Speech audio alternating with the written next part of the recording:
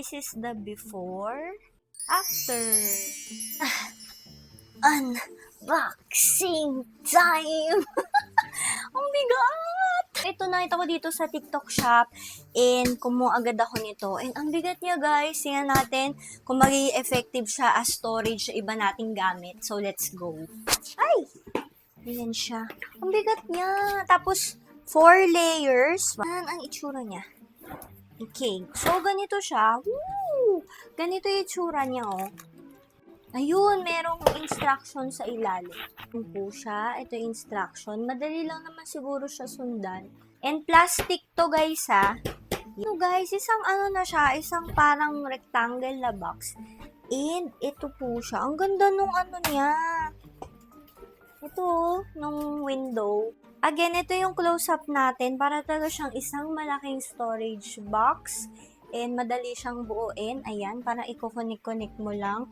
And then, ito yung sinasabi ko, parang leather yung feels niya. And then, ayan siya. Wow. So, meron ditong iba siya.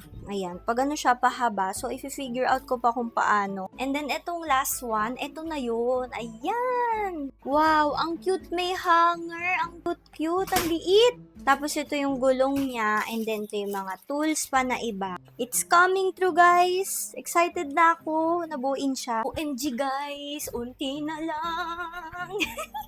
In fairness, hindi siya masakit sa mata. Ang ganda rin niya tingnan. Madami-dami tayong mailalagay. So, yan ngayon. Ilalagay na natin itong sampayan natin. Yan. May screw siya dyan. Ito. Siguro pang bata tong part na to. Kasi ganyan, liliit ng mga hanger. Tapos, hindi lang kasya yung malalaking damit dyan. Pero gagawin ko kasi itong lagayan ng shoe. Ayan. So, kung may anak kayo, o diba, meron ng lagayan. Ang cute-cute.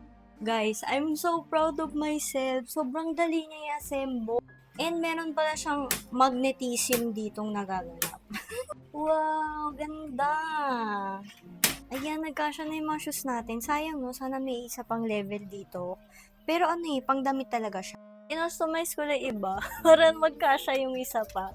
Ayan, so, ganyan itsura. Itong isa lalagyan ko din, saka dito sa may taas, para may isa pa tayong pero, diba? So, yan, kung gusto nyo ng mga lagayan ng damit nyo, ito, marere-recommend ko to. Ang ganda niya. Tsaka, madali siyang i-assemble. Plastic storage siya na aesthetic o bagay na bagay sa bahay natin. So, ayan, nag-gusto dyan sa Ayala Basket!